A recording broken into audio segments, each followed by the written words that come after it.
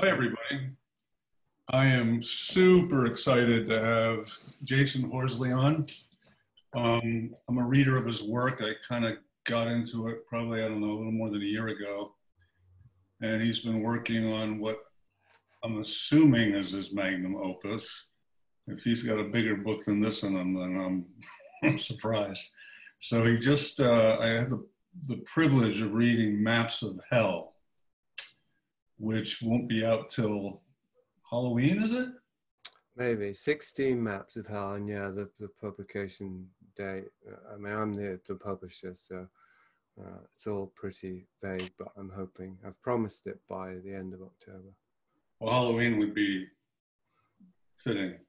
Yeah, I guess particularly as it's supposed to be my dear John letter to hell, my farewell to the darkness. Well, you got down in there deep, that's for sure. So it's I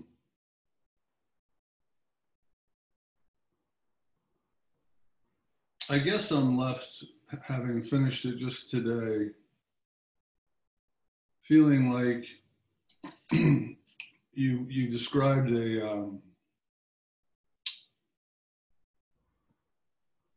culture is almost the wrong word. You described a culture of narcissism and trauma and an infantilization, I think I would say, of people largely through the medium of entertainment, Hollywood entertainment. And so for myself,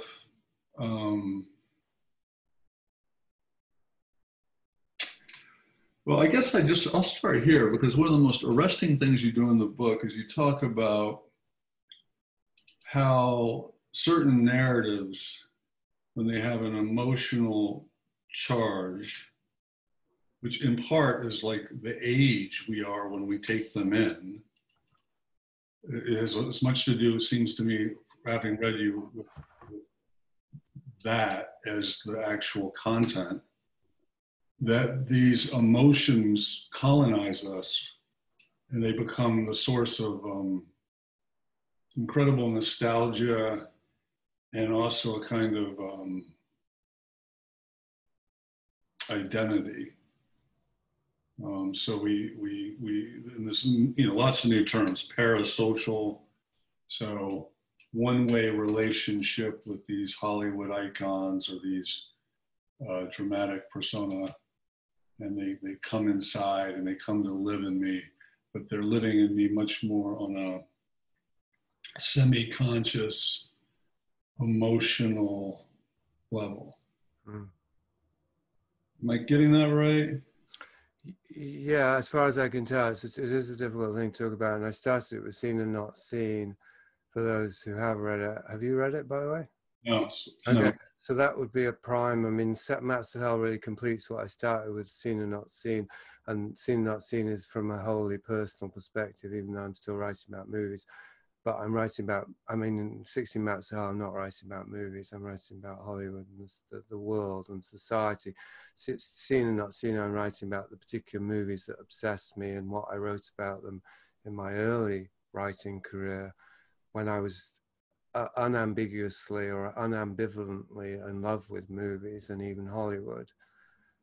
So I'm selecting particular movies that I realize have colonized me, and discovering the ways how and why.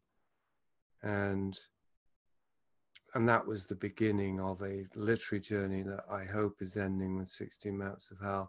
And so you have zeroed in on maybe what's central to the work. Certainly is much more central than the relatively superficial purpose, which is to map the external hell of Hollywood, as in how corrupt and systematically abusive it is, and the propaganda and all those aspects that many people are familiar with.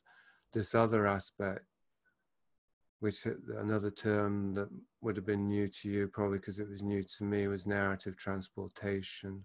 Yeah. The way that these fictional narratives how they work is they cause us to project ourselves into the narrative, and once we're in there, when in Rome, we start believing everything we see, and we start reconforming or conforming our own internal sense of who we are to fit the narrative we're in. It's identification, it's basic stuff, you know, for a Hollywood scriptwriter to know, but I'm taking it to a, you know, deeper level. And the image that, or the thought that came to mind when you were introducing there was this idea that the supposed primitive man had about a TV set, or there's actually people inside there. It's like we get turned into that idea, that we let these fictional characters via the embodiments of the actors, and to, you know, once removed the directors as well and the writers that we admire, we let them enter into us, and they fuse with our internal image, which we use to imagine scenarios and obviously self-reflect and all that thing, and eventually they create a scenario. They become the transmission, as it were, and we're like the TV set, we're like the receptacle for these Hollywood narratives. We replicate them and we reproduce them internally, I think. Even if I mean, it would be not literally. It's not as though I would have The Matrix or, you know, Clint Eastwood movies from earlier on, like running over and over inside me, but they would get spliced with my own internal. Just as you imagine, you watch a movie and then you dream at night, and it's a mixture of your own stuff with the images from dreams. But there also seems to me, reflecting on, you know, putting myself in that my very affect is colonized. So, you know, I want to feel a certain way. This is sometimes easier to see with music, but you trust that as well. So I've been colonized by a certain musician, and then I spend a lot of time either chasing that affect, cultivating that affect. So what is the affect here? Is that the feeling that you have viscerally when you listen to the music? Yeah. Right. So, you know, you talk about somebody in there who goes on this total Tom Waits jag. Yeah. Well, that's me in a heartbeat for, you know, years of my life. I'm just living in that. And that kind of determines how I dress and where I like to drink. And, you know, it really becomes, you know, it's kind of ridiculous thinking about it, but there's a lot in there. Yeah, we want to be inside the skin. I mean, I'm aware that we're taking it all the way to a very concrete example, but that's probably best because it's easiest for people to relate to. Although the danger is they might then think, oh, well, I never did that. But anyway, and they would be wrong. But anyway, into the extreme that you're describing, as in you went on a Tom Waits binge for how many years, I did with Clint Eastwood. And so, yeah, I want to be inside his skin, and I start to feel like I am inside his skin.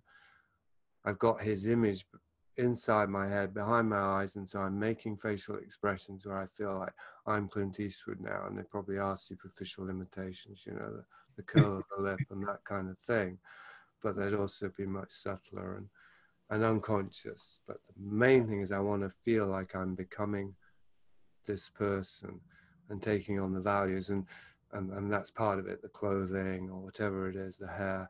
And Tom Waits, it's more because he's an artist. I mean, Clint Eastwood, actors, I wanted to be the man with no name more than I wanted to be Clint Eastwood. But in any event, one of the points I make in the book, in either case, you know, Tom Waits of someone who's more of an embodied artist as compared to an impersonator who's just playing roles. Still, we don't know with Tom Waits, is he really that? And the point I make in the book is, if we're taking on the affect and all the rest via these transmitters or these deliverers of art / narratives, because affect is closer, it's such a physical, it's to do with embodied and what we're embodying. what that person actually is like and what they're actually doing and the way they really live and what their true values are, that's the thing we would unwittingly be taking in. It wouldn't be the man with no name. It wouldn't be Dirty Harry Callahan. For you, it wouldn't be, you know, Frank's Wild Years, but it wouldn't even be Clint Eastwood, because that's also a performance, just as Tom Waits is a performance, because we don't know, even on the interviews, like I show with Leonard Cohen, you don't know. We think we know. Right. Well, and then the thinking we know, the degree of the identification.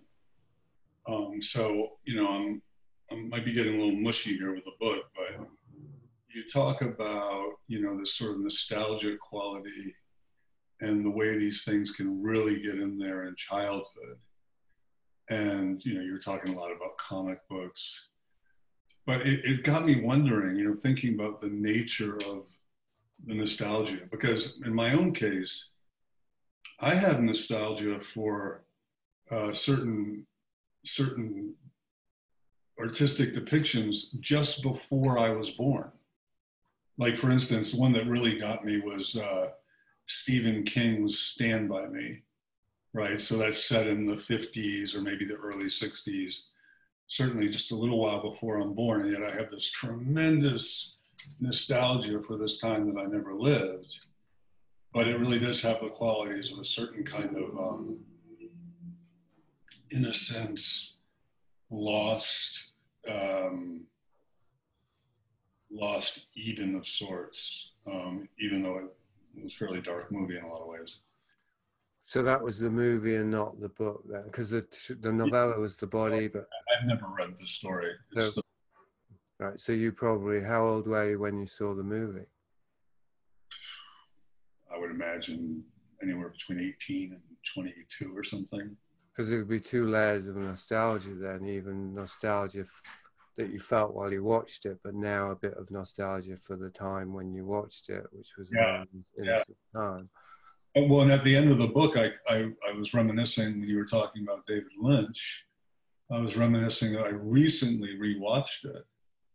And I was like, you know, the quality of the movie really is plays second fiddle to the colonized nostalgia of it. It's almost like I prefer remembering the movie my way as opposed to even viewing it at this point. It's an interesting example, because I had that around Stephen King's It when I read that at the age of 20. And that's also about childhood and the kind of friendships that King has said himself that we only have as children. I didn't actually have many friends as a child, so I never had a band like that. Can you hear that background noise, by the way? Should I? Oh, but it's kind of distracting me. So. You can start.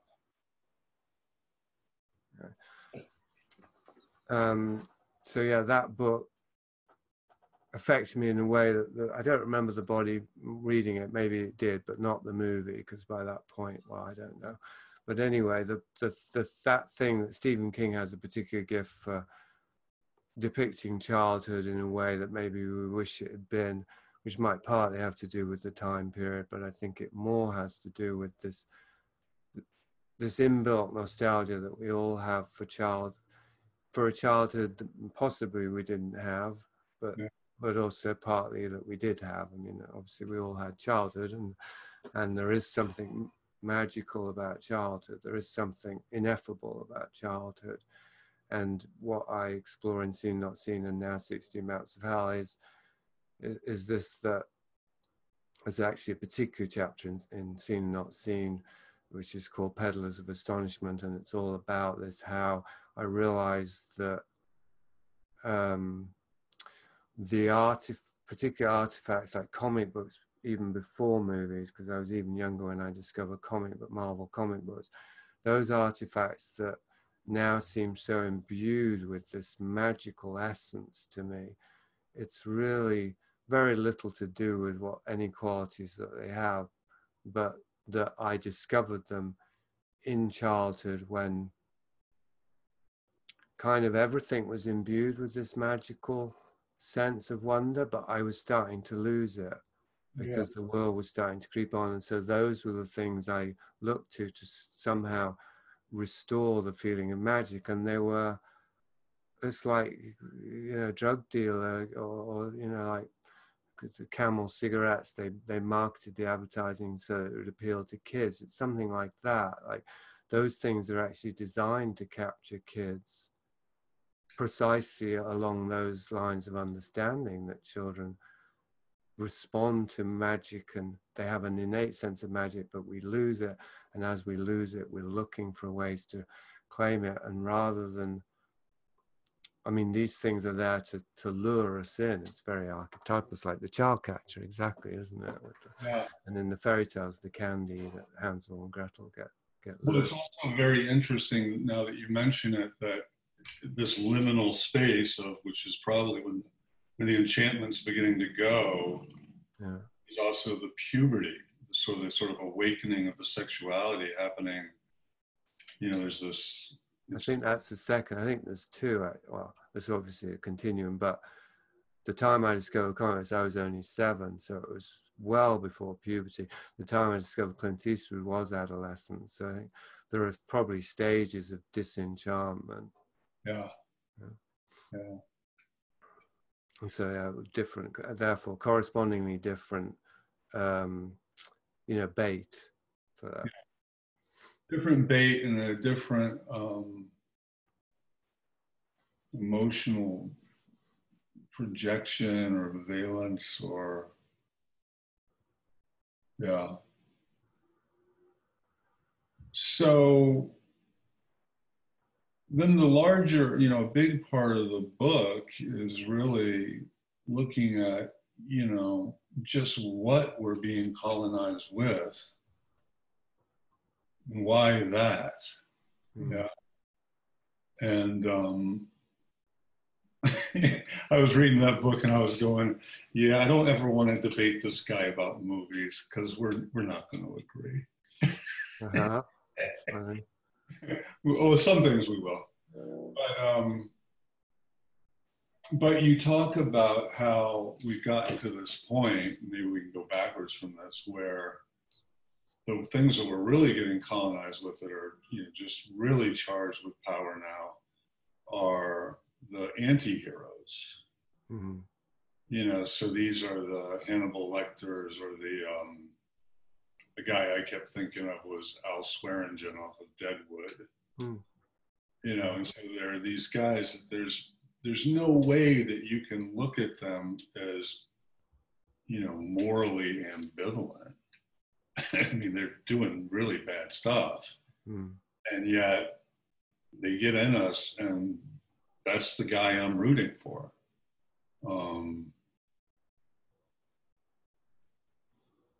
So I'm rooting for the guy who goes against all the social norms. He, Hannibal, you know, is the perfect narcissistic figure in that he's presented as something that's completely invulnerable. And so there's something about him that appeals to the viewer that I want to enjoy that kind of power and invulnerability. Yeah, well, so that starts with the superheroes. So I said there's different bait for different age periods. So I never fell for Hannibal, and I don't think I ever would have done because whatever. But I fell for Clint Eastwood. But before that, I fell for Spider-Man, who seems relatively benign, or did. Now he doesn't, because now he's in the big budget movies and he's been given a kill suit by Tony Stark. He's been upgraded to the anti-hero kind of thing. But what was the point? Oh, power. Yeah, it's power. That's the other element, because the loss of enchantment corresponds with trauma to some degree, no doubt. You know, feeling of alienation from disenchantment, from neglect and or abuse. And so on the one hand, we're losing our sense of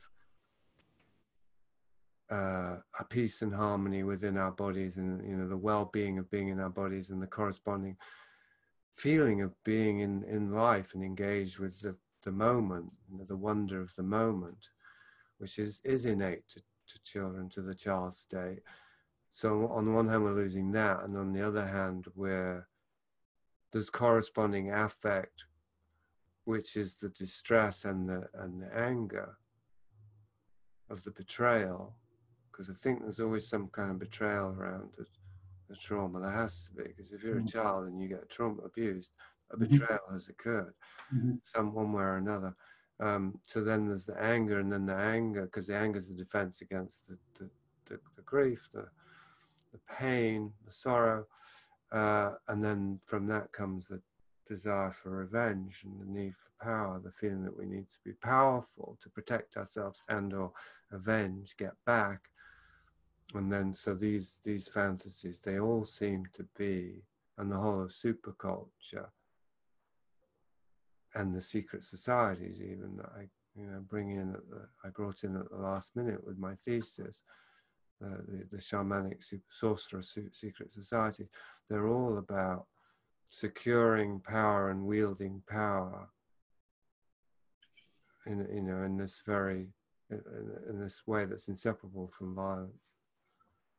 Yeah, this sort of compensatory fantasy. So where I experience my own powerlessness, my own unassimilable affect in the trauma, gives rise to a fantasy of complete power, complete invulnerability. And even in the King stuff, it's got that childhood, the way you described it, that nostalgia, the innocence. There's always this trauma. It's through the eyes of a child experiencing an unspeakable trauma. And then his later stuff, he's really working with how did that trauma play, like with I don't remember which one it is, but it's basically the elaborated version of The Shining, the grown-up kid from The Shining. Dr. Sleep.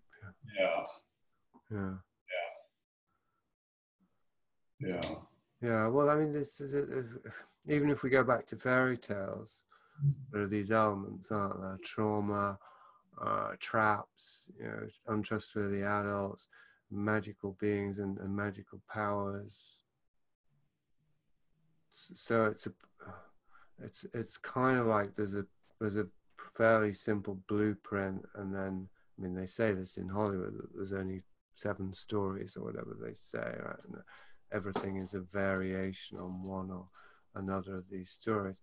Maybe that there's only even one kind of, well, it's kind of like there's many different coping mechanisms, and so there's many different ways to sort of skill sets and we can develop and narratives we can escape into, but they all seem to be sourced in the same, not the same trauma, but the same collision. I think it's something between just a sensory, like when a nervous system that is primarily designed to have a sensory experience of life, of existence, gets overwhelmed, and then the mind that gets configured out of that's that collision. And then seems to be all these narratives come from that same collision point. Yeah, one of the things that your book is suggesting is this, it's got this kind of, I want to say, almost off planet. So the trauma drives me into the mind, into these fantasies, and then we either produce or consume narratives and stories and music that are all somewhere else. They're not embodied. They're not on the earth. Now these realms,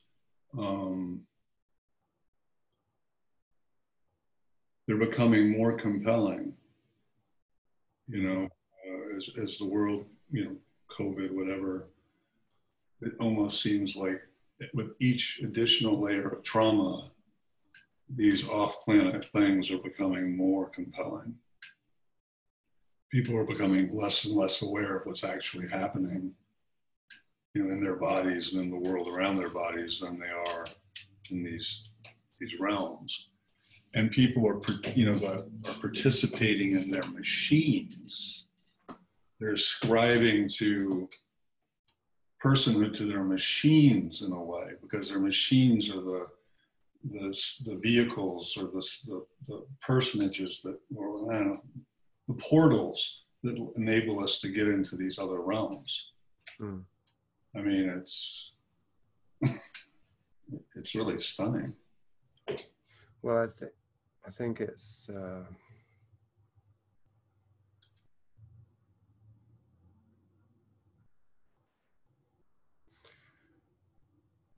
something that's becoming more and more visible and more tangible, and so it's getting more and more elaborate. The stories are getting more and more elaborate, and they're becoming, I think it's something I touched on just briefly, but it was hopefully it was in the context of a larger thing, how in the superhero movies today, the superhero's power is more and more about technology, and that is proceeding parallel with the movies themselves being more and more technologically, as in CGI and yeah, the elaborate costumes and whatever else. There's more and more technology involved in the actual movies themselves, in the stories of the movies, but then also the way that the movies are made.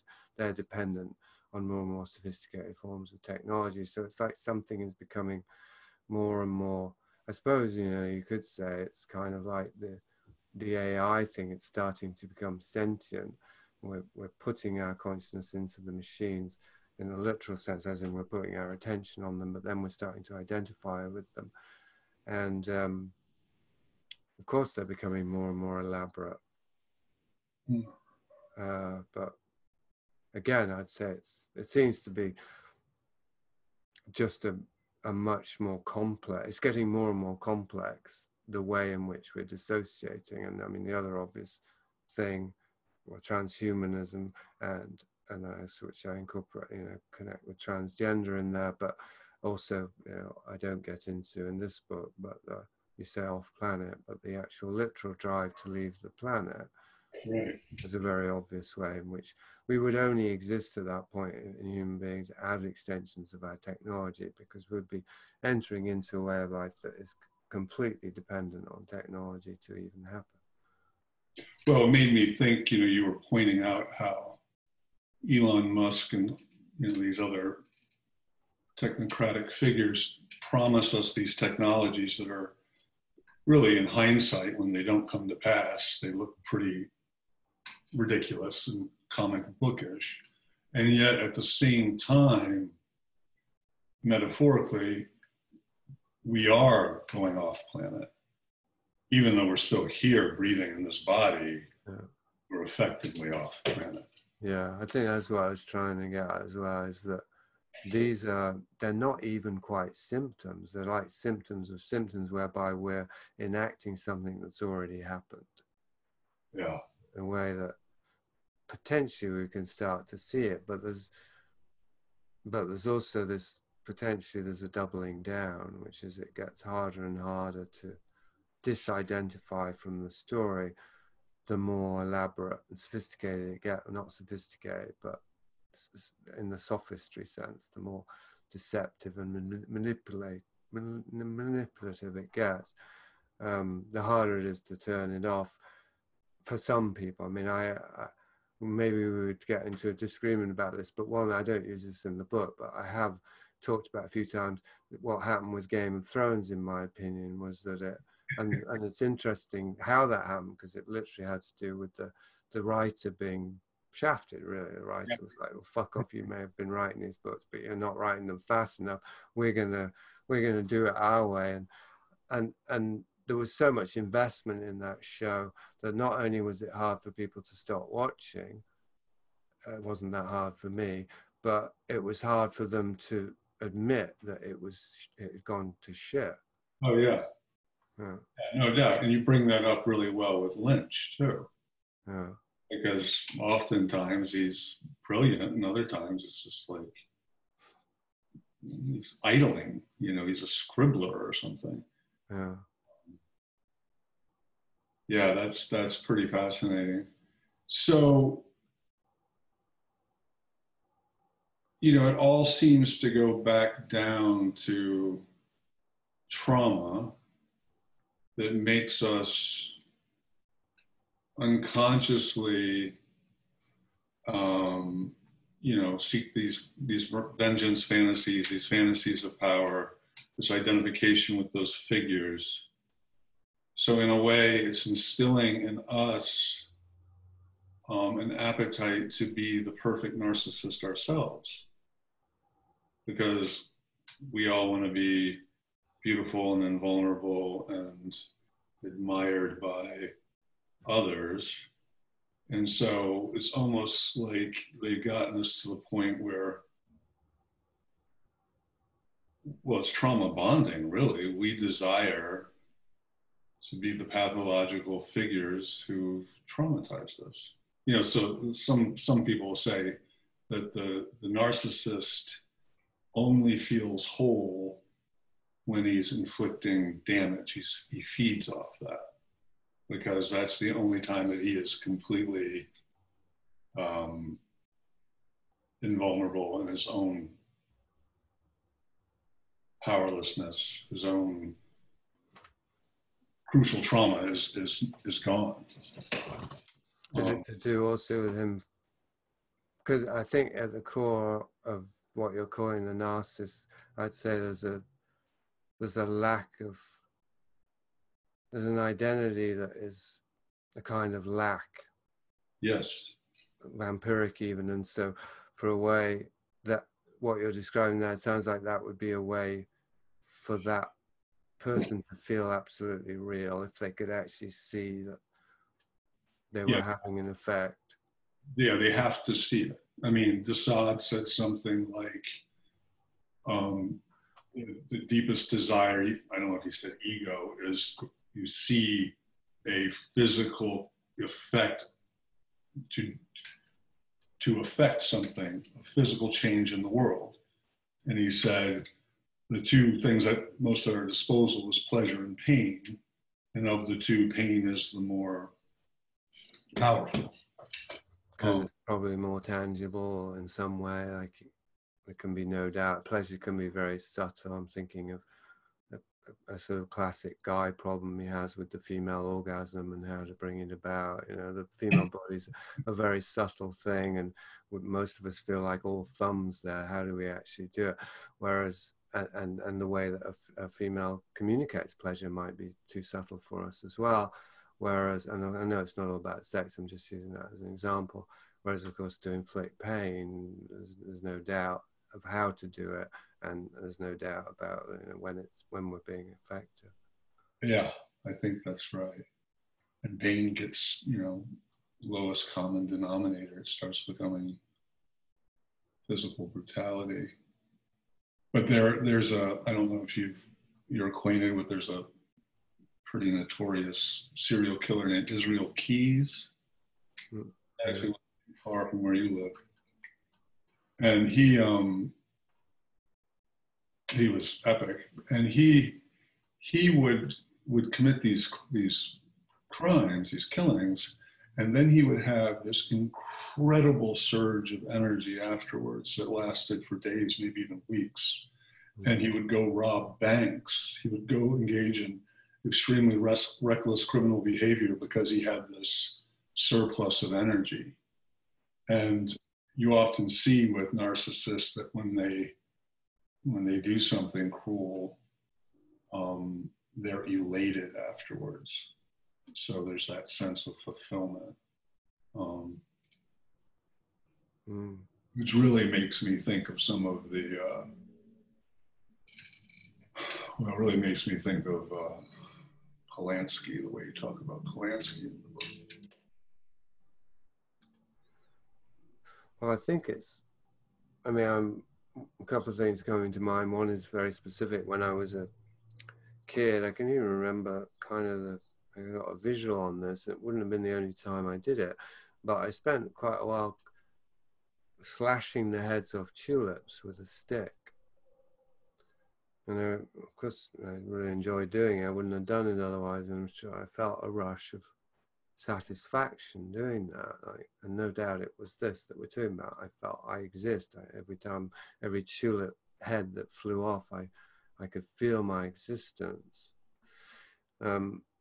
And, you know, I've never forgotten doing that. I've never felt particularly bad about it, unlike a couple of incidents I mentioned in 60 Amounts of Hell. I mean, well, one of them I mentioned being sadistic to animals, not in any extreme ways, but enough for me to really think, oh God, there's something terribly wrong with me, even right afterwards. And of course, I do get into this in the book, in other ways. Like there is something wrong with me. There's something wrong with all of us, and it is around this. But I hadn't thought about the flowers particularly in this way. Like I never thought, God, that really was my pathology, not my latent, but the pathology that had been put in me was really coming out there. So that's one thing. And the other thing is more general, and it's still with me to this day. Not to say the sadistic impulse isn't, but I can't see myself giving into it anymore. I certainly hope not. And that's just what you're talking about there, this rush of energy from having accomplished things.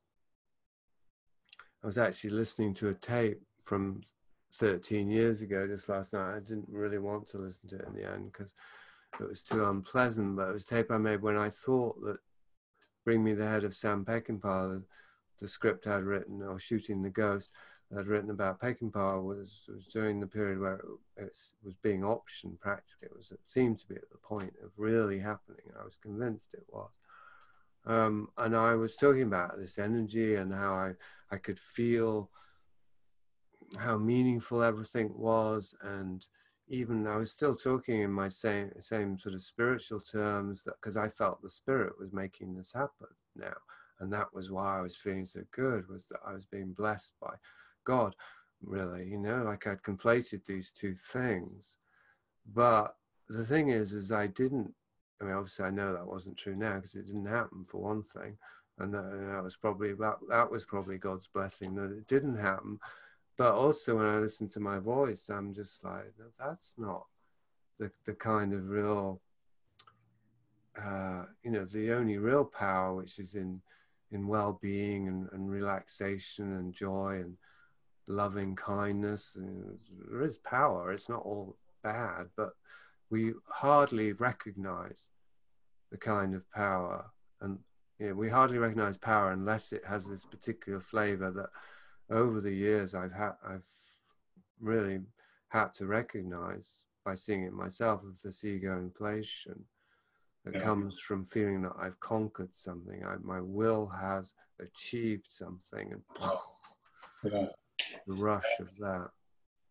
No, one of the things that happened to me in reading the book was I had the misfortune of knowing two, I don't know if they're narcissistic personality disorder or sexual sadists or whatever, but I've known two quite well, a long time before I knew what they were. I was so deceived by them. And once I figured it out and learned about them and all that, I just consumed with revenge fantasies. Just that's, you know, just they're definitely inside of me, their nature of the way they operate. But I interact with them with these revenge fantasies, the studying them, all with the idea of getting some sort of power over them. You wanted to have revenge on them? Yes, for the things they've done to people. Right. And it never occurred to me. So when you were talking earlier about, you know, there being this absence where, you know, in the Winnicott sense, good enough mothering, there's a self-object. Dead mother, there's nothing. So that there has to be some sort of core trauma for these people to be this way, this absence. Mm. But there was a part of me that was very reluctant to even entertain such an idea. you know, because as far as I'm concerned, they deserve the worst, and, you know, I'd be fantasizing about giving it to them. So I could see that even there, I was falling for the hook, you know. Well, and so that would be partly, ironically, because you didn't want to see that in yourself. So they were reflecting something that was really threatening, because you recognized that it was also in you. So then, of course, no, just kill them and you'll prove that it's not in you. Well, what's so funny about you saying that is one of the insights that came on the heels of that was, with the worst of the two, I suddenly realized my insight into this person actually does have a lot to do with us being enough alike. You know, so I couldn't deny that. You know, that's that's a trope in the movies, of course, is that the cop, in order to catch the killer, has to be close enough to him. Right. It's sort of the method acting trope too, isn't it? Yeah. Yeah, and there's no doubt. It's also the shamanic way that if we're going to heal someone, we need to take their sickness into us, and or find the corresponding, you know, disorder within ourselves, and you know, we're kind of getting them in tune by going enough out of tune in ourselves to match, and then tuning ourselves. There's something like that is real core empathy, I would say, is very close to goodness, to being a hero. Well, I know about being a hero, that whole concept's been so sullied, being heroic, but being good, being virtuous, it really does, you know, and it depend on empathy for the damned, I would say. Yeah. And that's not really part of the Hollywood. It's not really part of our society. It's like our society, and this is the one that you said that you could read Girard between the lines. I'd be interested to hear how, but that's one of the principles of Girard, isn't it? Is that scapegoating is really central to how our world runs. If we didn't have it, everything potentially would collapse. Well, he quotes the Bible and says it's the thing hidden at the foundation of the world. The ritual, murders, victim, scapegoat. Yeah, so Hollywood enacts that, but it does it in a way that doesn't result. I mean, Girard's point about the gospel is it reveals the machinery in a way that we can see the solution, which is turn the other cheek, resist not evil. Right. And Hollywood is the opposite of that. It's a way to conceal the mechanism while keeping it. It's almost hard to imagine what a piece of art that showed that would look like. Interesting. Well, I mean, there is art. Clint, actually, the movie that I can't remember the name of it, the one where he is the soldier or the guy traveling with the injury, and the women take him into the Beguiled. The Beguiled. Yeah. So that's a total Girardian movie, right? So he is this beautiful man who the women aren't supposed to be around him anyway, but they take him in because he's vulnerable. So he's male, he's injured, he's vulnerable. And then they start catching desire off of one another, and the pettiness and the jealousy and the rivalry. And finally, I think it's the Mother Superior or somebody decides it's the Devils of Loudun is actually what that story is. But there is no redemption in it, is there? Well, they restore order by scapegoating him, essentially, don't they? So, no. I mean, yes and no. I mean, in a way, whoever made that movie does reveal the innocence of the victim, because there's nothing about Clinton in that movie that you say he in any way deserves this. I don't think he was deliberately playing with their emotions or. I think he was a bit of a cad. I think he was meant to be a bit of a cad, but not to the point of deserving to be done in. No. But yeah, interesting. It's an interesting example because that's the anti-Clint movie that was a failure, and he himself said, "Oh, my fans don't want to see me die, much less at the hands of women." It was almost like he had to do it just to contrast. You know, it's like the opposite of all his other movies at that time. I think it's one of his better movies. Yeah, I would agree. Yeah, well, that's an interesting subject in itself. If it might be a sidetrack, or maybe it isn't. That, and I address it. I have to address it in 16 Maps. That good things do come out of Nazareth. You know, they come out of Hollywood too, and that's. I mean, I take a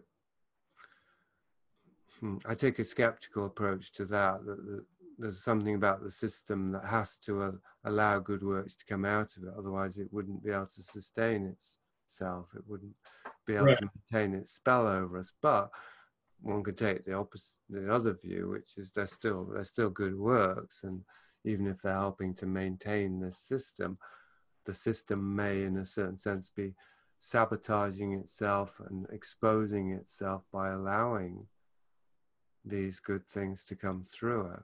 Or maybe inoculating itself.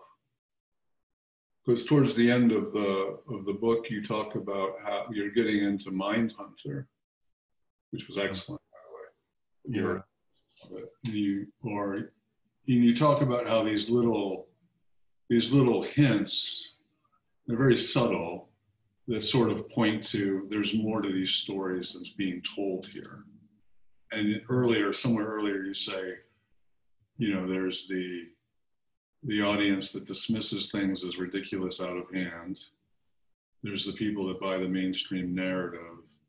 And then there's that third group that's a little wise to the game, and that they have to do something about that group. Yeah, and it's a market base, right? The Stranger Things is clearly geared towards.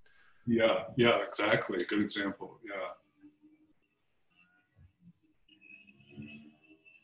But I would say that even the whole conspiratainment industry, you know, especially the way there's a couple things that Steven Snyder does on The Farm where he starts breaking down, you know, who the money players are behind that and what a big industry it actually is. Oh, who does he name? Oh, I don't know. I can send you the thing, but it's basically people that are all kind of related to, you know, he does a lot of research with the American Security Council and the Council of National Policy and all these kinds of right-wing players that don't want to be so much in the news as opposed to their more liberal in quotation counterparts. Right. But he points out that, like, I think, is it Gaiam or Gaia? What's the one that has the TV station with all the new age stuff? There is one called Gaia, but I don't know. He shows that Gaia is actually financed by some quite right-wing characters. And then a lot of the conspiratainment we get is all, you know, it's all Epstein, Rockefellers, Gates, and not that there isn't truth in that, but there's whole other players that aren't getting any kind of, they're never the subjects of the conspiracy entertainment industry. And that's what I really like about Snyder's work, is he starts showing that, well, there's this whole other world that we never even talk about. Right. I was just interested because somebody who just wrote about 16 Maps of Hell ended it by saying they were an admirer of Alex Jones, and what did I have against Alex Jones? And I didn't have a short answer for that, so I was wondering if Snyder could help. Well, he links Alex Jones to something called the American Security Council, which is sort of the right-wing answer to the Council of Foreign Relations. And it goes back, it has links to the John Birch Society. So if you really unpack some of the conspiratainment memes now, it really is just regurgitated John Birch. Anglo-American banking cabal, globalism, New World Order, loss of statehood, all that kind of thing. So, I mean, my feeling here is, and I think we can bring it back to Hollywood and this thing of good movies coming out of Hollywood, is that whatever narratives will capture us, that's the prerogative. And so,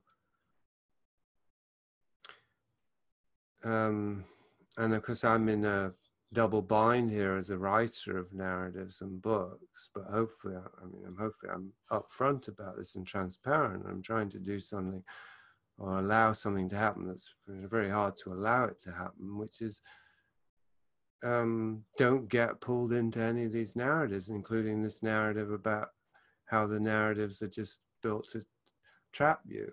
It doesn't matter what kind of narrative you get pulled into. Obviously there are better ones and there are worse, just as there are worse movies and better movies. And there are, individuals who just outright lie to you, and then they will kill you. And then there are those who just, are doing their best and bumbling along, but they'll still fuck you over here and there, or, rip your heart out because they have their own daddy issues or whatever it is. Like there's no safe place to be in this world we're in now, and it's not all equal. I'm not saying that, but there is something that equalizes all of this, which is that anything that keeps us trapped in the mind is going to keep us trapped in the mind. And so conspiratainment is a much subtler thing than, like, to me, the question of Alex Jones is just, I don't even have to think about it. I just have to watch the guy for 5 minutes or 30 seconds to know that I wouldn't drink any water coming from this well. But that's not an argument. That's a visceral response that I've learned to trust in. And same with, Steven Spielberg, or it would be easy for me to take down some of these figures because they're much more obvious to me anyway as, not very healthy or not very embodied disseminators. So hence, it's, for me, it's more valuable to start analyzing the narratives or the narrative makers that I have trusted. Yeah. Polanski or Leonard Cohen or someone, as well as including the others in there. But really the big fish for me are the ones that I have taken in and internalized. And it's a bit of a chicken or an egg thing, is that because they're better storytellers, or do I think they're better storytellers just because I've been colonized by them? Maybe it's a bit of both. Taste is very subjective. I do think I have quite a lot of discernment around movies, and what I've had to, the semi-conclusion I've had to reach is that a really good movie potentially is more dangerous than a really bad one, because it's the medium being the message, and what's the delivery device. It's sort of like uncut heroin. Well, it can kill you. That's obviously dangerous, but I mean, it can make you really think that heroin is fucking great. And wow, and nothing that feels this good could be bad for me, kind of thing. Mm-hmm. And so then, I wouldn't have got hooked on visual media if there hadn't been really good artful works out there. Yeah. And that's the result. I might be enriched by those works, but I'm also hooked on these narratives and dependent on these narratives, and that's a pretty high cost for a few artifacts that have enriched my life. But I would extend this to books too, potentially. I don't think that books are bad for me, but I do know that that need to escape into stories, even if they're non-fictional, is part of a greater need to escape into the mind, and that's the thing that is preventing me from fully living. That's the ultimate addiction, as to my own mind. Well, it feels like, so when we talk narratives have stories that go somewhere. It's this issue of going somewhere. Mm. And then deprogramming oneself of the narratives, you can often fall into the same trope that in unraveling all this, I'm actually going somewhere. Right. You know, and that seems to be one of the really tricky things, because now, you know, Piers's interpretation of the conspiratainment is somehow more accurate than Jason's. Therefore, I'm going to get there, wherever that is first, or you should listen to me. And if I'm understanding Dave Oshana right, he sounds an awful lot like this guy I study with, Robert Sardello.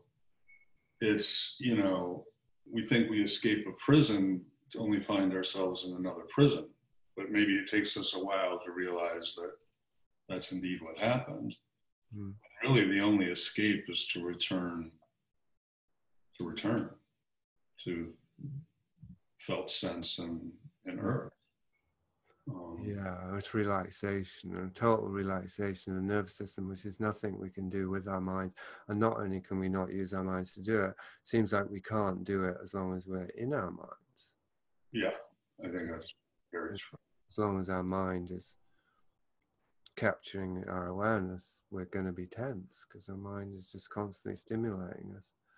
Yeah, and that's the appeal of stories. I mean, that's one of my core concerns about my own addiction to movies and TV shows, and I have stopped watching violent stuff, not as a across the board thing. I've just reduced the violent entertainment I watch because I can't think my way around the fact that it's constantly stimulating my nervous system and fight or flight, and that just can't be healthy. You know, that to be getting tensed up as entertainment, you know. There's just something there that it just seems so inescapably off. You know? Mm. Because I started with very young with horror movies. Actually, my first memory is watching a horror movie with my mother. So, that's. Do you remember what the movie was? Yeah, the Triffids.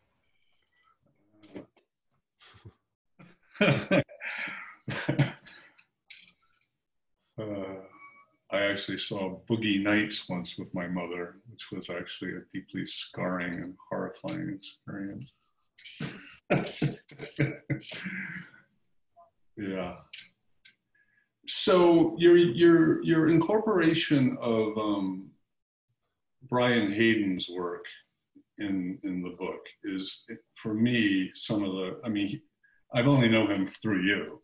I've never read the book, but that is, in a way, one of the big challenging pieces of this, because I have a narrative that, you know, more or less everything goes to shit with the Enlightenment and Descartes and industrialization and yada, yada, yada. And, you know, like a lot of people, whether I'm trying not to or whether I do it or not, I tend to valorize indigenous peoples. Right. And the idea that Hayden seems to be putting forth is that this is kind of a really refined hustle that's just been going on, which in a way that's kind of more consistent with Girard too. Yeah. Yeah, and it's more consistent with what's always been my view, as far as I know, which is that it's in us. Not that it's innate, as in it was always there, but it is in us individually and collectively. So to try and trace it back to when it began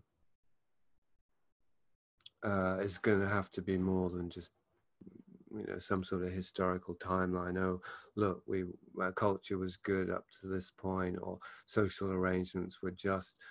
Although even if we refer to that, we don't have a historical time when social arrangements were just. So there's that. I mean, I've always had a sense, without being very conscious of history or informed about history, that, you know, abuse of power is synonymous with history.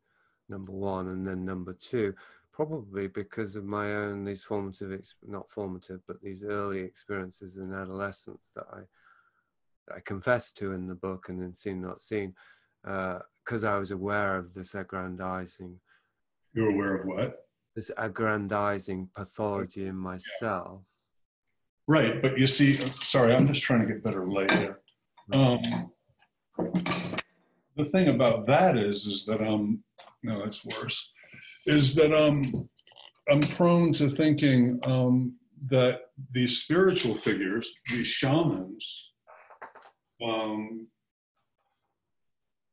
exempt from that. Mm. Yeah.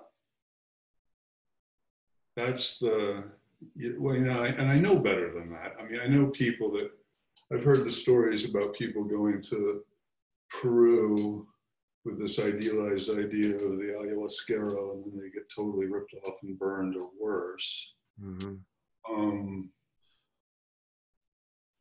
But I want to believe, there's some part of me that wants to believe that there's a certain elite, I guess, spiritual elite who doesn't do this. Mm-hmm. And that seems to be like very precious to me. And that's a lot of dissonance reading Hayden and you around that. Mm. All right. So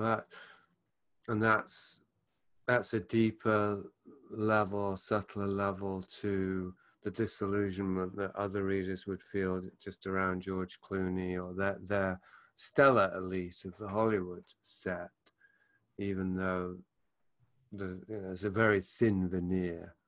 Yeah, that, yeah. You know, Harvey Weinstein is just behind the scenes of just about any Hollywood, character you could try and admire.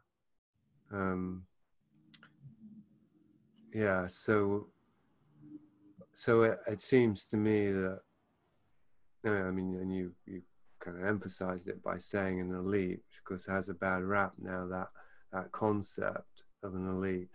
And I don't think the bad rap is very nuanced, let's put it that way. I think that the people who are criticizing patriarchy, they don't have any alternatives that are any better, generally speaking. It's not even a patriarchy in a strict sense. But anyway, we don't have to get into that. What was I going to say? So I mean, this is in this Wandering God that I've been started discussing for the podcast. This verticality that we've lost a sense of horizontality, of existing embedded in a here and now existence that's continuous with all of nature and all of each other and so on, and there's nowhere to attain to because it's right here on this level. But we need a deep context to be aware of the deep context we're in, which is back to the felt sense. The only way to really get what we're looking for is by settling into the body and relaxing the nervous system and letting the life force move and experiencing it, as opposed to this aspiring, which comes from this narcissistic identity vacuum. Mm-hmm. That's always aspiring to power, including spiritual power, especially spiritual power, and that creates hierarchies and the need for hierarchies, and creates it sort of squashes reality. Well, not reality, but our perception gets narrowed, and so our experience of existence gets squashed through this narrow chink where everything is Abstract. What? Abstract. Yeah, it's abstract on the one hand, dissociated, and on the other hand, it's like this ladder, this Tower of Babel that we've just got to ascend to. And of course, by definition, thereby, those at the top, that's got to be the good guys. I wrote about this 60 Maps Hell, don't I? Like, I was aspiring to Valhalla, so I had to believe that there must be good guys there. Otherwise, my whole aspiration would fall apart. And it, it was very hard for me to. Well, my question to you would be, is it harder to lose Leonard Cohen or Carlos Castaneda? Carlos, definitely. I haven't let go of Carlos. In fact, I defended him recently. to this guy Tim, because he said, oh, he would have seen through Carlos Castaneda. I'm sure he thought, and thought, why do people believe it? And I said, no, you don't understand. You know, Carlos Castaneda is literature. It's really good. They're really good books. And I'm kind of feeling like, oh, I shouldn't be saying this. No, you don't. Whatever, you know. But as far as books, you know, I don't know. Like, it's back to this thing. You know, a good book might do worse harm than a bad one, and I don't. You know, I just don't know about Castaneda. All I know for myself is that they represent something very real. Those books, so they're not just pranks. Well, we're kind of an age, and so we were colonized. I was colonized by Castaneda, not to the degree you were. We were both colonized by Crowley. Yeah. Robert Anton Wilson, psychedelics. Yeah, a lot of them keep falling, and I want to just keep believing that, you know, if we can weed past the artificial, we'll find the guy. Yeah, well, I think, I don't know, I mean, what do I want to say here? I think,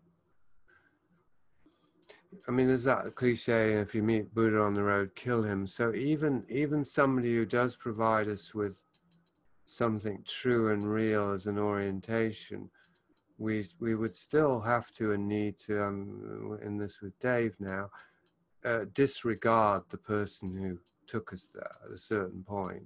And not in the sense of I'm not going to have anything to do with him, and certainly not in the sense I'm going to badmouth him or say he tricked me like I felt with John DeRuta, but in the sense that, number one, you know, an experience of reality can't be encapsulated in any kind of fixed form, like here it is written down, or here, you know, here's a 2-hour audio to listen to, whatever it is. Number one. And number two, it has to be accessed directly. It's inside us, not outside of us.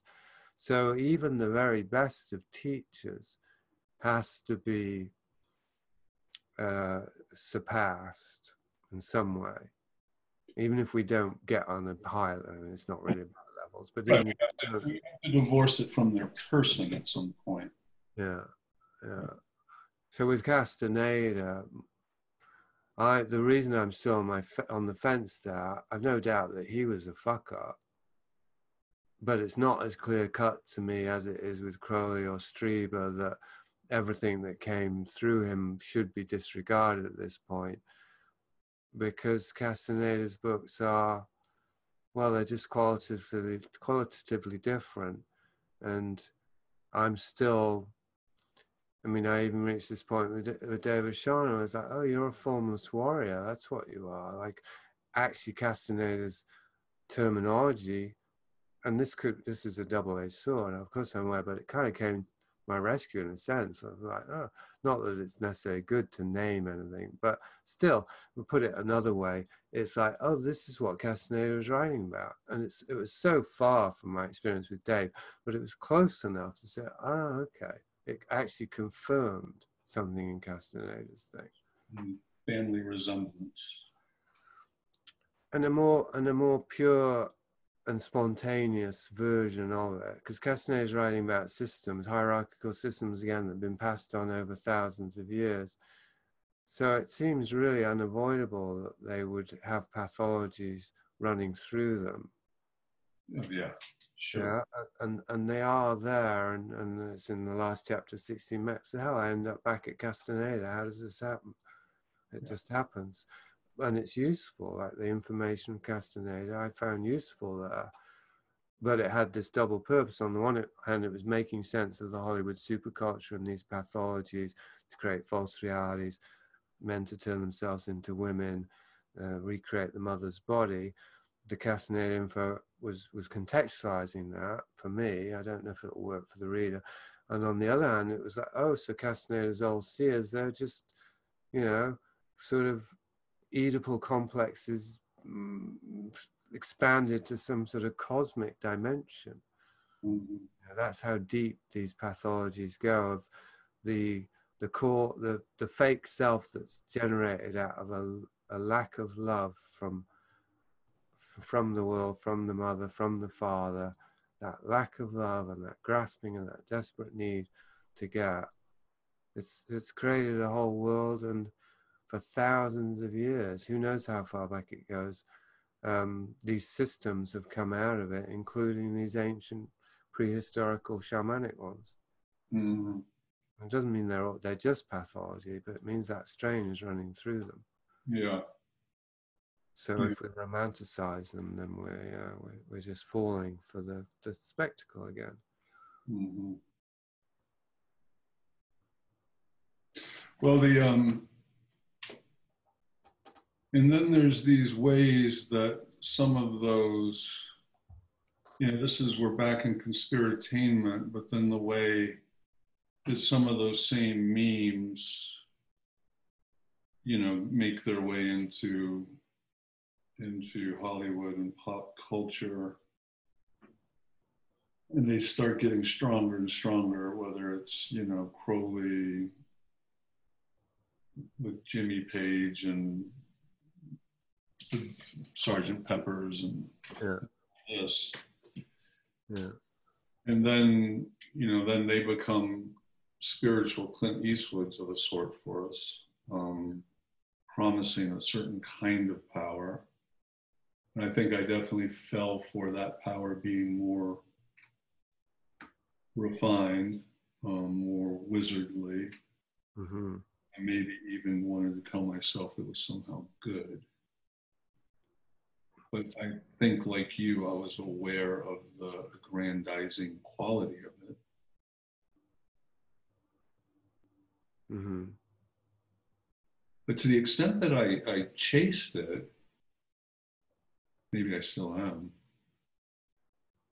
I had something not, I don't know, I don't want to project on you, but you talk about, you get to this point where you're in Morocco and you're getting high and you pick up the tarot cards, and that story told one way is kind of like, fucking right, dude. You give away your fortune, you turn your back, you're brave. Looked at it another way, it's like, oh my God, dude, it's just deluded, right? Yeah. And my biography is very comparable to that. Right. And of course, I always chose for the longest time to tell that story in the romantic hero sense, as opposed to like, the truth is, I didn't have 3 pairs of underwear, but I could quote the Book of the Law tripping, Yeah. So I think that's just disembodiment taken to its. So I can't even contend with the realities of my own body at that point. Well, that would definitely be a tell, wouldn't it? Yeah. And yeah, so what I was doing with my quest to Morocco, it felt spiritually, good, heroic, positive. But of course I was. Sorry, folks, we had a little technical difficulty. The CIA is watching us. I knew they were. Seeing how we were there with Crowley, in a way, I'd kind of like to just come all the way full circle back to the beginning of the book.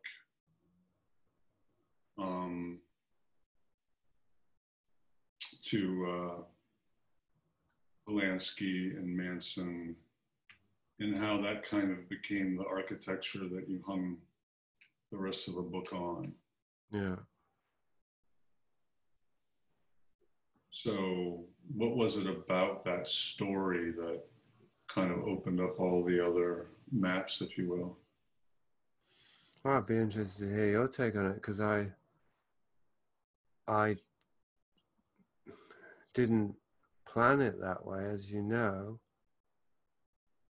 There was and actually even more interesting, I don't think I mentioned this in the book, I didn't want to spend too much time and space getting meta, but I had finished, I thought, the book as in I had all the chapters done and I was just going to do rewriting. I'm pretty sure when I realized, no, there's got to be something about Manson in here. And from that, I realized, oh, I'm going to have to write about the new Hollywood and that nexus. So actually those chapters, in a certain sense, besides chapter 16, which was entirely new, you know, a whole new last chapter, those were the last chapters I wrote, which ended up being the first. Yeah.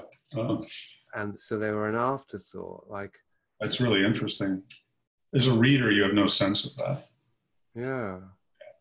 Yeah, well, it's interesting to me remembering that, because I hadn't thought about it. And it's even more telling somehow that the afterthought became the central part of the book. And then, as you said, I rebuilt the whole, I took down the whole building in a sense and then rebuilt it. But it didn't take that long. In fact, it kind of took just an afternoon, really. Just, no, move this here, move that there. So that's not the right metaphor. It wouldn't be like that with the house. But anyway, it was still drastic. It was still quite a drastic change of plan. And it wasn't like, oh, I need to make Polanski the protagonist so there is a central character. I didn't have that realization until later. It certainly wasn't, oh, this is about torture the women, so this is a good example of that. That came a bit later too. It was simply that these are the strongest chapters so far, and my wife has taught me this, always put the strongest material at the front. And that came after, obviously, I having read the previous 11 chapters as they were then, and they're not that way now, and having this up and down thing of actually chapter 1's about Robert Downey Jr. It's not even in the outtakes now. I was kind of, God, I want to hear all this about Robert Downey Jr. for the 5th time, you know, rewriting. Barbara Streisand did so. I knew when I was writing about Barbara Streisand, I'm not interested in Barbara Streisand. She was just a good case study, I thought, to show certain things. And maybe she was, I'll put that piece on the blog, or it'll be in the edited stuff that the contributors receive. But it wasn't good enough to be in the book. So it was more like me developing the lens, or, perfecting the lens that I was going to use, that I was using with this book to look at something in a new way.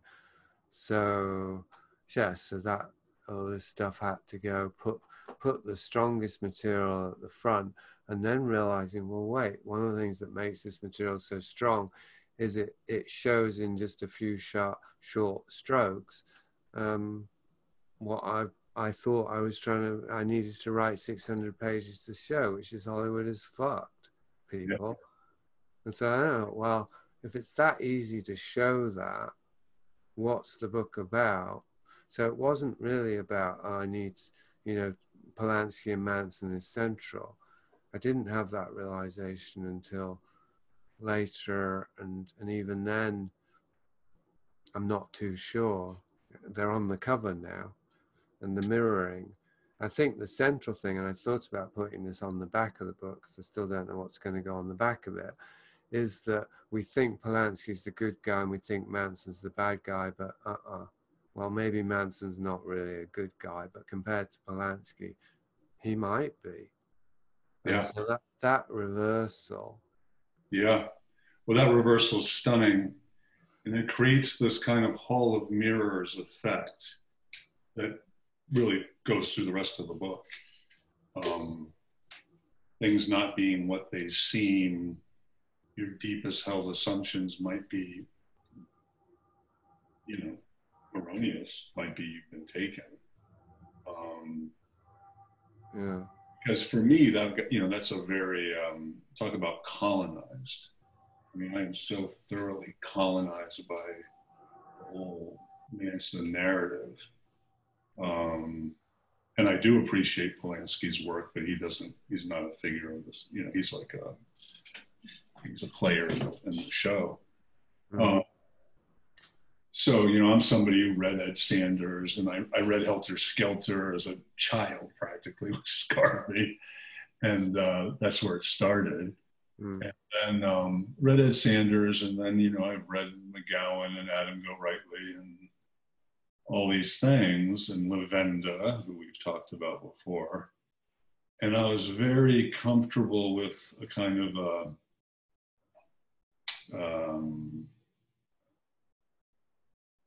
MK Ultra creation set loose, you know, the Mae Brussel thing. The guy set loose to destroy the counterculture. And you know, of course, I Helter Skelter, the whole story seems preposterous. But I had never, and I, you know, I was aware of Polanski. I'll tell you a little, just a quick aside, something that happened to me. I had this job, right? And I work with this guy who's in marketing, older man, a little older than me. So he's in his 60s. He kind of knows my interest. He kind of goes to these things I speak at. And he sits me down. He says, I'm going to go to San Francisco in a week. And I'm going to go to see my old friends. And I said, who's that? And he goes, it's Dr. Dave. I go, who's Dr. Dave? He goes, he ran the Haight-Ashbury clinic, Dave Smith. And I'm like, oh, really? And so he goes off to San Francisco, and I make the fatal mistake of stopping at the bookstore on my way out of town across the street. And, you know, I drop $70 before I leave, and I buy Chaos. So I'm reading Chaos, and this guy's out in San Francisco, and suddenly I get to Dr. Dave, you know, and he's outed in the O'Neill book. Yeah. And then in the mail comes an old psychedelic journal from back in those days, an actual copy, one was printed back then, with articles in it by Dr. Dave. And Dr. Dave has written to me 2 Piers with memories of the summer of love. And Dr. Dave has written that. Dr. Dave wrote it to me because my friend prompted him to send it to me. Gotcha. It was so he's still around then? Yeah, and he appears in that Helter Skelter show, and he's totally what you'd think. He's totally playing the narrative. Right. Yeah. They interview. In fact, he looks kind of like an idiot because he starts talking about acid and what it does to the brain, and he doesn't really go anywhere with it. It's just kind of, you know, scare tactic sort of thing. Oh, okay. Because I only watched 2 episodes of that. Once I'd established it was what it was going to be, I didn't see much point in watching it.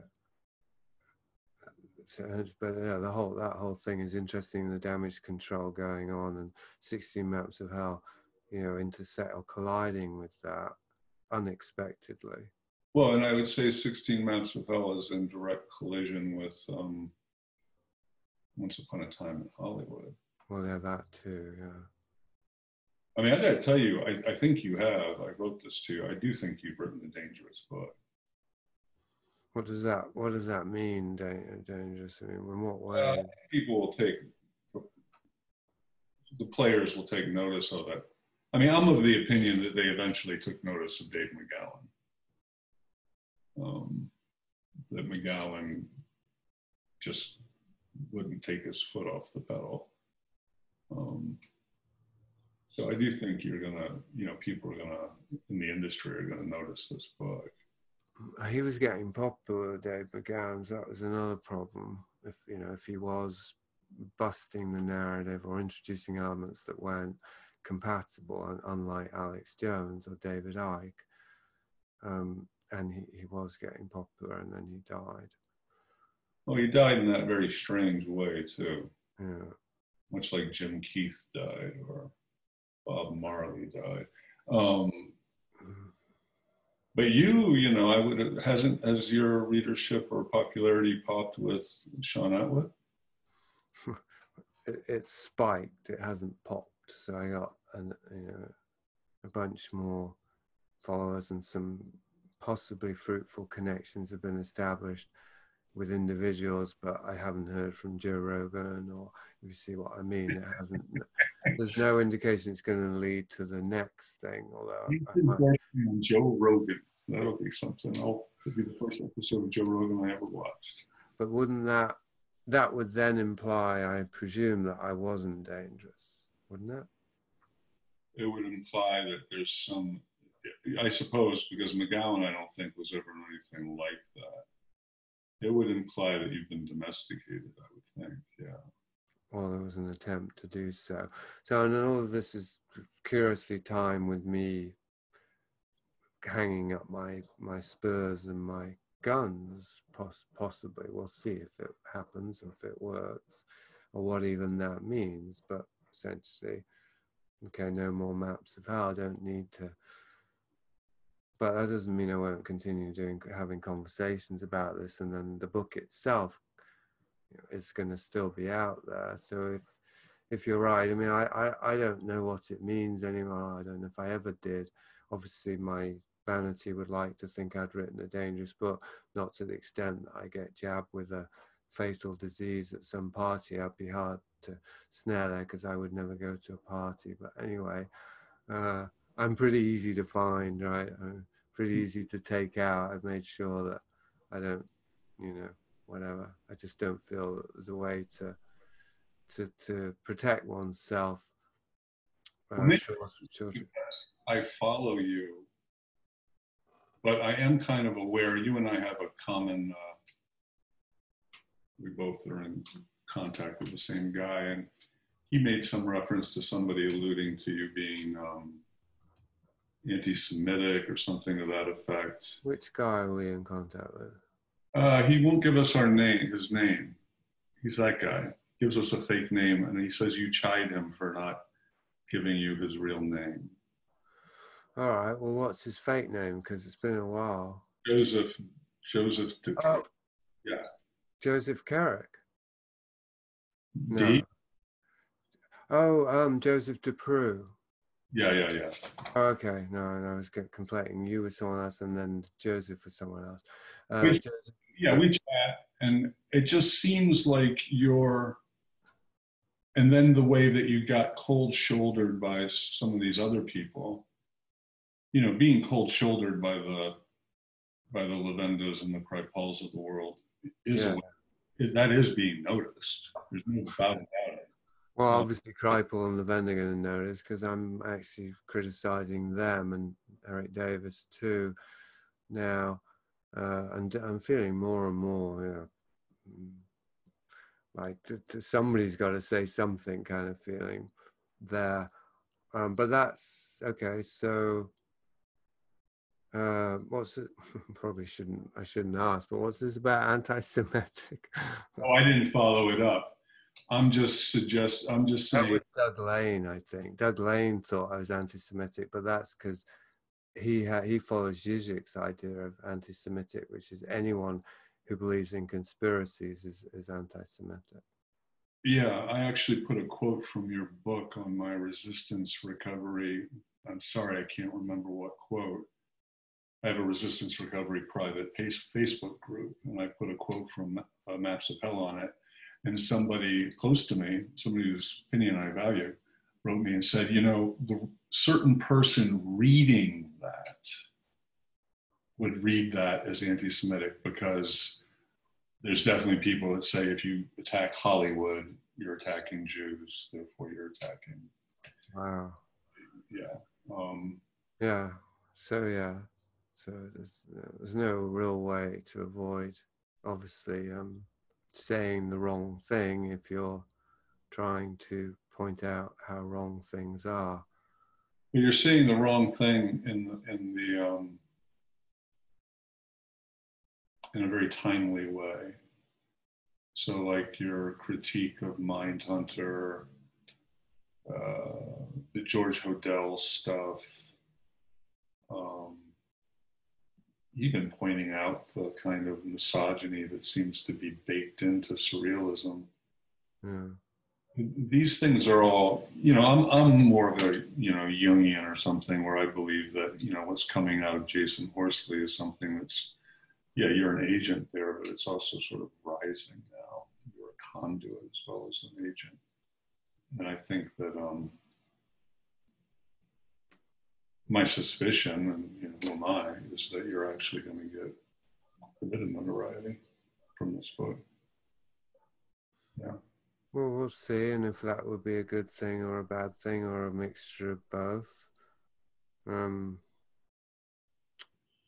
think if it reaches people, the right people in the right way, that combination. Yeah. Because I can't control who it reaches. Sorry. What's kind of funny about it, because I'm a big McGowan guy, I've read a lot of McGowan, and if I compare the effect of his work to yours, there's something about, he's a little more glib and flippant than you are. And the guy can be funny as hell. Mm. But, you tend towards that sometimes too. But the other thing is the fact that you write so autobiographically about having been colonized. Mm-hmm. That changes the reader's experience, because now I'm like, oh, wow. What's my relationship to this book, this movie, this music, this occultist, this. And so there's something qualitatively different here. You're much more of a psychologist than Dave was, even though he had a bachelor's degree in psychology. I didn't know that. Yeah, he has this wonderful thing about lies my psychology professors taught me. It's a nice little piece of writing. Yeah, well, not to get too sidetracked with McGowan, but I felt the Program to Kill was a much stronger case than Laurel Canyon. Oh, did you? The weird scenes, yeah. Yeah. Like I found it was really much tighter, whereas Laurel Canyon, he seemed to be, yeah, okay, so this person knew that person and this parent, and yeah, okay, something's going on here, but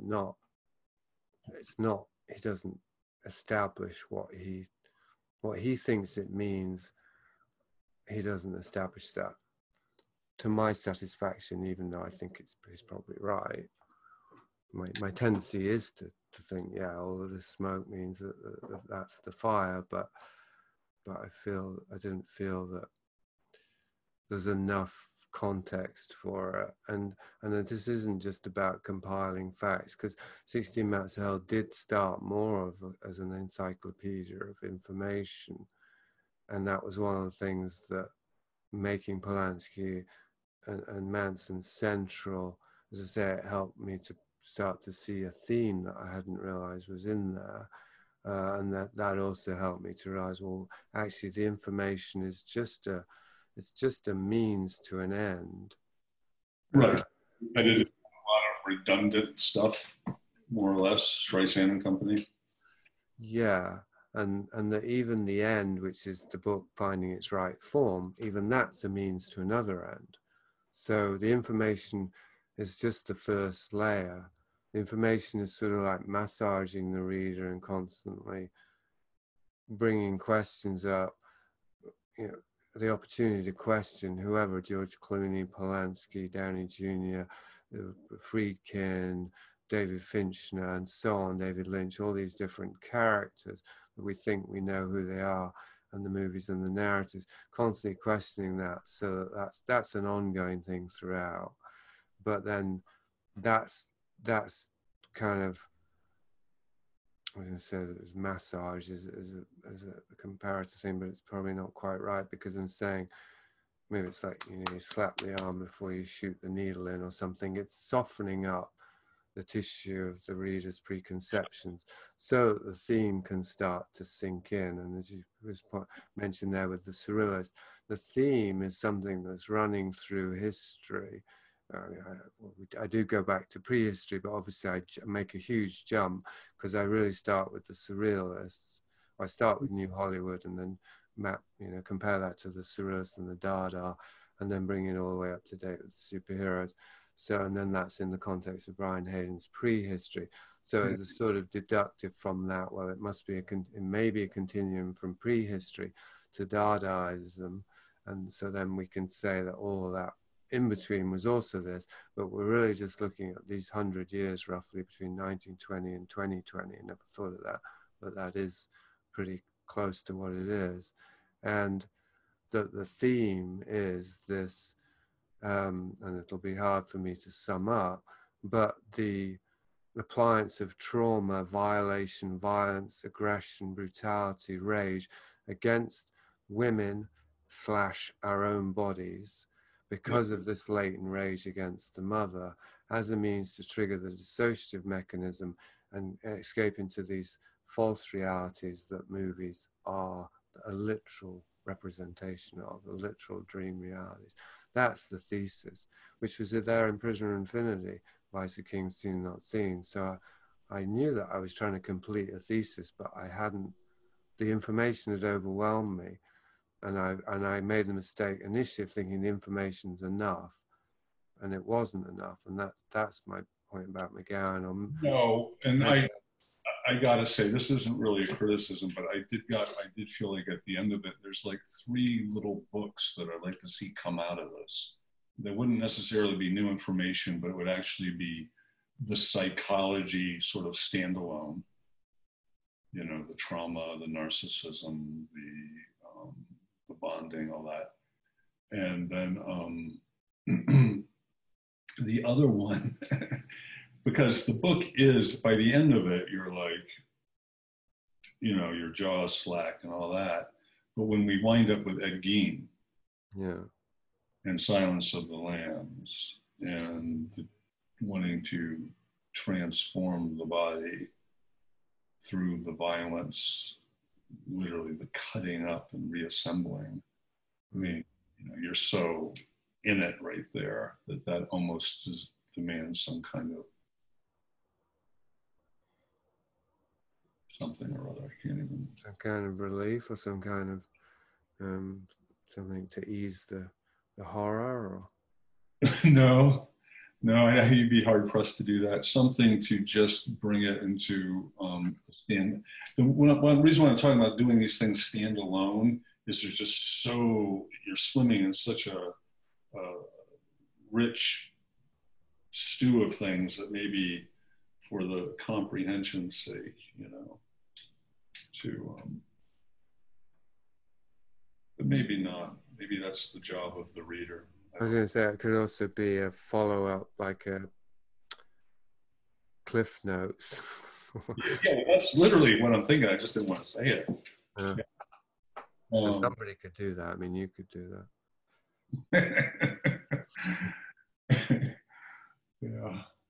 Because I agree, but I think that, I mean, this is how it's in Prisoner of Infinity too. Like, how many people who would never have heard of Kaushal and never even begin to approach an understanding of trauma dissociation, the Guardian and all that stuff, fragmentation of the psyche, are introduced to those models because of Prisoner of Infinity.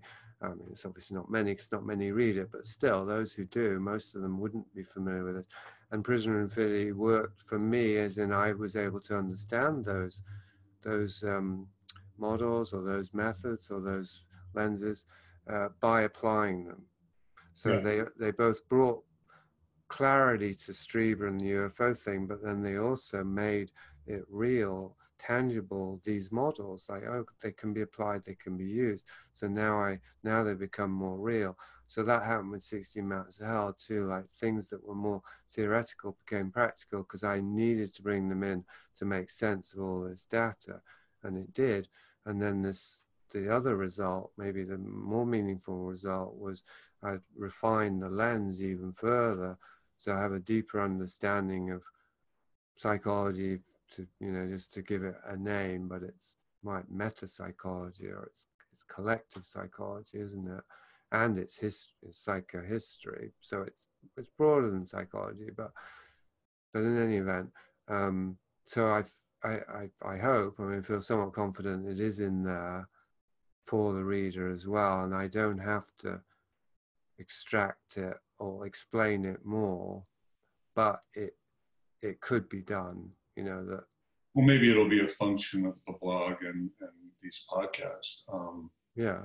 I mean, if I were to put in Piers's words, I would say that you are showing, and let's just stick with the last 100 years, how we have been unwittingly initiated into someone else's cult Mm. To serve at their pleasure. That's the sense I got. And for me, things like noticing the Hodel, Chinatown connections, and I made a lot of that stuff on my own. But when you started talking, what is it? Narrative what? When the Transportation. Narrative what? Transportation. Transportation.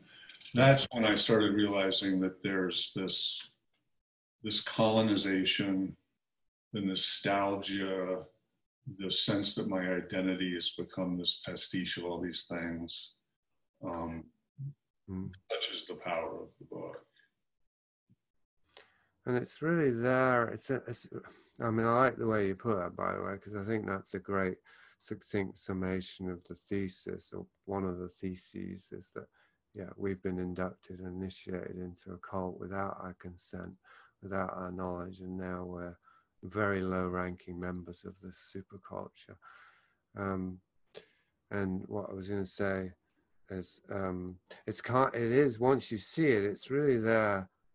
It was visible in sight the whole time, because we do like these horror movies. We do like to see men torturing women, even if we don't have a sadistic response because it's below the threshold of awareness. We like the suspense and the horror and the fear. I mean, Hitchcock's the biggest director in history. So we are complicit. We are drawn by a kind of prurient fascination with the horrible to imbibe these things, and we tell ourselves it's just entertainment. I mean, that is the big lie, isn't it? It's just entertainment. Yeah. In a nutshell. Because even if it were just entertainment, it would still tell us a hell of a lot about our own psyche, the fact that we consider it entertainment. So we don't ask question number one, because we dismiss question number two, which is it affecting us in ways that, are more than just entertainment? We've managed to sleight of hand dodge that bullet and say, no, it's all harmless entertainment. And part of that is we didn't even ask the first question, is, well, why is it entertaining? And then, oh God, and the stuff with cripologists kept coming. So when you talk about, I don't know, it's toward this latter third of the book, about how there were these various civic groups or whatever that had real issues about comic books in the 50s. And Kripal has a whole book on superheroes and comic books. In that, he's making his usual, well, not his usual, one of his theses that these are the new gods, in the absence of religion, it's the paranormal and pop culture, and these are the new gods. And he really belittles these people. He really, he spends, in hindsight, an awkward amount of time going after the people that went after the comic books. Right. Yeah. Interesting. I don't remember that, but it's been many years since I read that book. That is interesting. And it was pretty surprising to me, as was while writing Vice of Kings, realizing that Mary Whitehouse, this woman that we'd derided in my growing up as this moral hysteric, was trying to point out things about what was going on in society that I was only discovering with Vice of Kings. It was equally a surprise to realize that moral outrage around comic books fit right into my thesis, and yeah, it was. My God, they were totally justified, and they were right. Well, then do you? I think it might be Vice of Kings when you're talking about Kinsey. there's a woman who's done a lot of research on him, but she gets kind of marginalized by the liberals because she's conservative. Judith Reisman, I think her name is. Yes.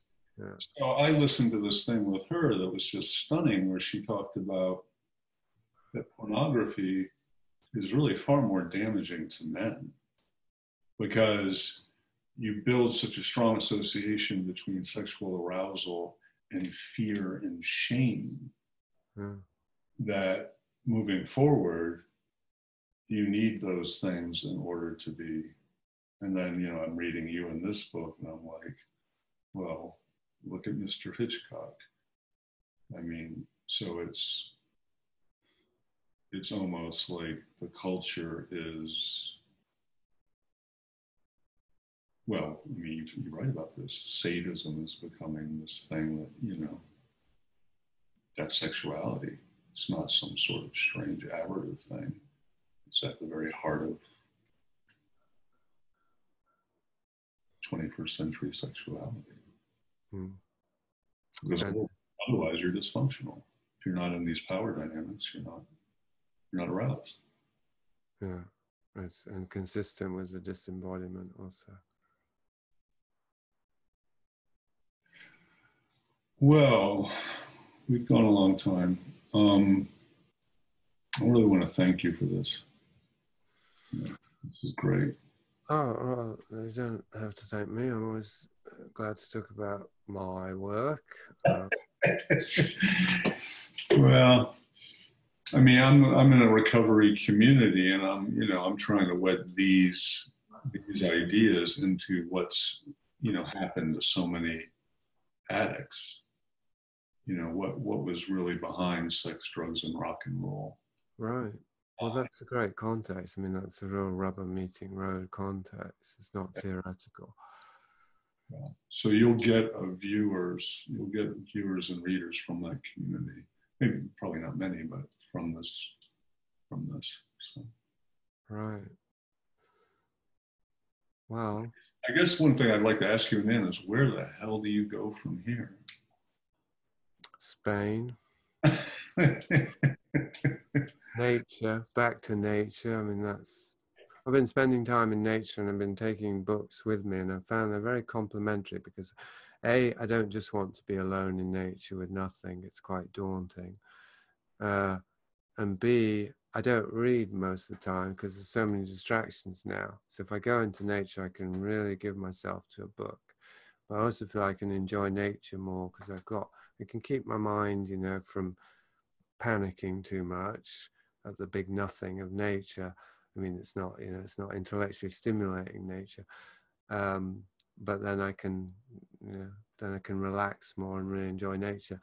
And it's so enriching just being in nature. You know, it'd be so, speaking of recovery, it would be relatively so much easier for us to recover. And I'd say we're all addicts. And I'm speaking to your audience now because you've gone and tipped your hat there, but your hand.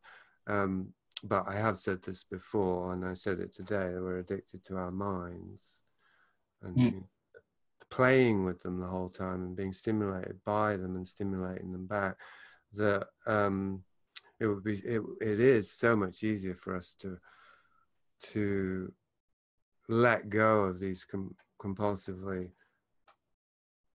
unwholesome activities, being in nature. And I guess it's harder and harder maybe for people to get to nature and to find it. I don't know, but that's where